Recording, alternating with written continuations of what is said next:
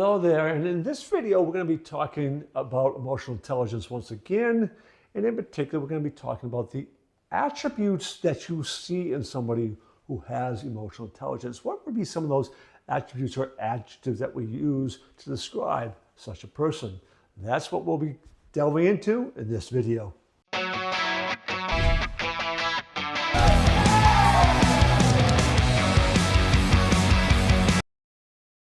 So when we think about somebody who has emotional intelligence, what are some of those character traits, adjectives that we use to describe such a person?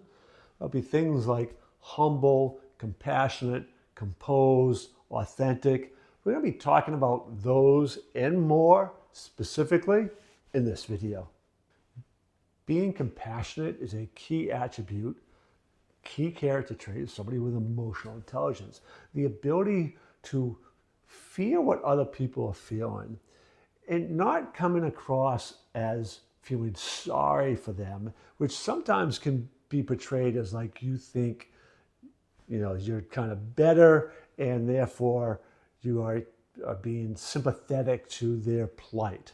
And that's not what you want to be conveying, right? When you are compassionate, it's often kind of talked about or shown through your ability to just be present with them, listen to other people who are going through it. Being able to, with a physical touch, a hug, without just jumping in and telling them how to fix it, how to get through it, how to rise above it. That idea of just being present with them is much better picture of what we really talk about with compassion. Ability to listen. You oftentimes will see that with some leaders during these great tragedies, right? Whether it is a tornado that rips through a town, a school shooting, or some mass killing, a big earthquake, or something where a community is hurting, right? Some really horrific things have happened. And the ability for a leader to come, not to just provide solutions and all, but to listen, to be there, to show the support with their presence, that is really a powerful form of emotional intelligence, that being compassionate. Composure is yet another attribute of somebody with emotional intelligence because they have that self-regulation, right? So they can take a high stress situation and just seem to go through it unflustered.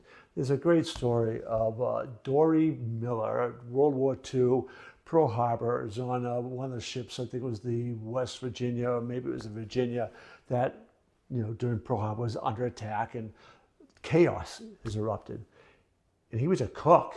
He wasn't even one of the frontline people who were being trained for all this, but yet he rushed into the midst of the fire, literally, and was saving people, helping, grabbed a gun turret, was shooting at the oncoming planes, and some of his commanding officers said his composure in that moment helped raise the level of the other people on the ship, helped them, rather than give in to the fear and get in that flight mode.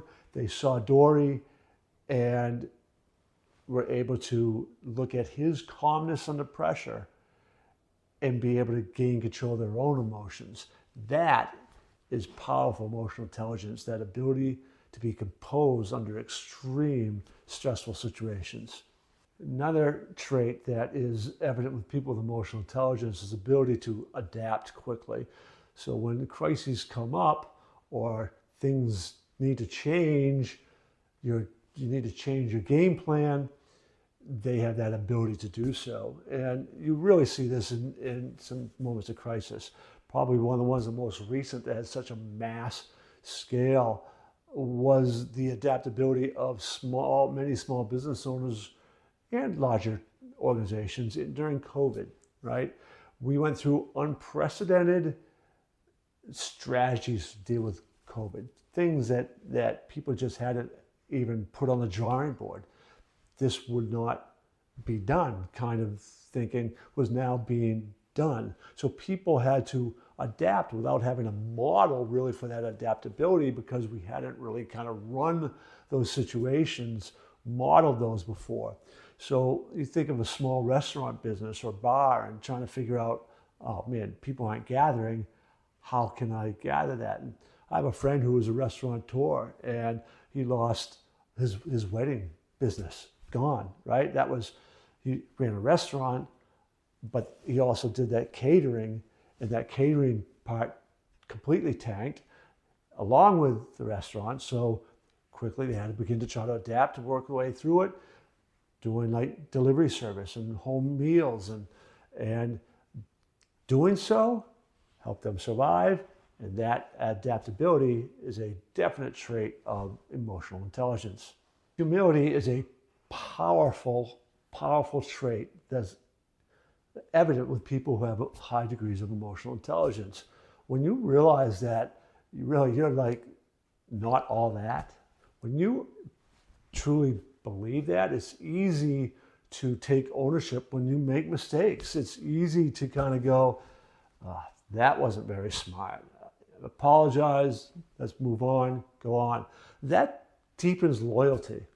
Warren Buffett's ability as an investor to go before his shareholders and board of directors and stuff and say, sorry guys, that was not a good decision, not a good investment. We're cutting our ties with it and moving on. That deepens the loyalty. People realize that somebody with that sort of level of humility is much more likely to learn from their mistakes and move on. And that's all emotional intelligence at play. Yet another trait or attribute of somebody with high degrees of emotional intelligence is patience. So when you can look long term and you're at point A, and point B seems a long ways off, but your ability to stay focused on that and go, all right, gotta bide my time, just bide my time. That is a attribute of emotional intelligence. Nelson Mandela is a great example of that, right? Being in prison for 27 years for what he had been doing to fight against apartheid in South Africa, and coming out of that after 27 years, being heralded still as a powerful leader to eventually become president of that country, that degree of patience and being able to see long-term down the road the possibilities is indicative of somebody with a high degree of emotional intelligence. You can see that over and over again with leaders who had long-term visions and waited out the storms. Authenticity is the final trait that I just want to mention briefly. And it's really comes from your own understanding, your self-awareness, right? We've talked about that in some other videos, how that's an important part of emotional intelligence. And when you are self-aware of who you are, what your values are, what you stand for, then you are congruent. You are authentic. You are who you say you are. What you talk about is what you really truly believe.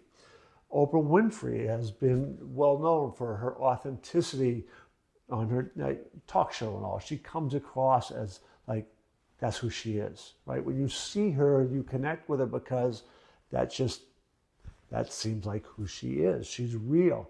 Ronald Reagan was that way, right? What he showed publicly as he was running for president and all, people liked him. That's who they believed he was. And the people who worked with him and under him were like, no, that's who he was.